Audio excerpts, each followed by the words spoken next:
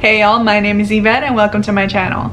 Today I am very excited to be announcing round 3 of the Latinxathon. This is a readathon we started back in 2018 and it's become something that I really look forward to every year, and this year is no exception. In the US, Latinx Heritage Month runs from September 15th to October 15th, and my co-host and I want to celebrate that by reading books by Latinx authors. This readathon is 10 days long, starting on the first day of Latinx Heritage Month, September 15th, and running to September 24th. As with the previous rounds of this readathon, my co-hosts are Andrea from Book Ramble, Jocelyn from Yogi with a Book, and Priscilla from Bookie Charm. And this year we're also introducing 2 new hosts. We have Kathleen from For the Love of Books and Tosh from Her Nose Stuck in a Book.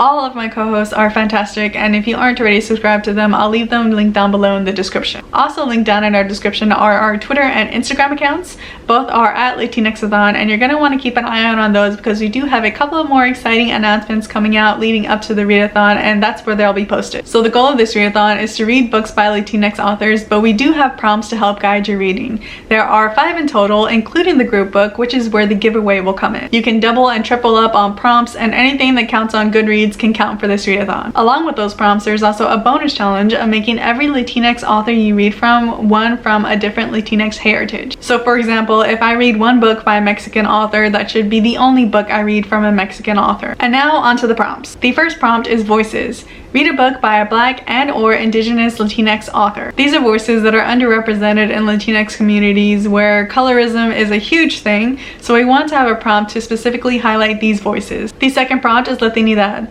Read a book by an intersectional Latinx author. Being Latinx looks different for everyone. We range across every human experience and we come from every race, religion, sexuality, etc. So for this prompt, we're asking you to read a book by an intersectional Latinx author, so an author who is both Latinx and queer or neurodivergent, or they have a disability, etc. The third challenge is roots, and that is to read a translated book or a book that features more than one language. And what we mean by more than one language is that maybe you have a character who is bilingual and they speak both of their languages on the page. The fourth prompt is heritage, and that is to read a book by an author from a non-Spanish speaking Latin American country. When you think of Latin America, you think Spanish because Spain colonized so much of Latin America, but there are tons of people there who don't speak Spanish. There are countries like Brazil and Haiti that don't speak Spanish because they are colonized by different countries, but they are still very much a part of Latin America and do share that history of colonization. And finally, the fifth challenge is LatinxLitTakeover. Read the group book, which is By Any Means Necessary by Candice Montgomery. The Latinxathon has coordinated with the Latinx Book Bingo, the Latinx Book Club, and the Consabot Reading Challenge to all make this our respective group books. All of us are uniting behind this one book under the hashtag LatinxLitTakeover,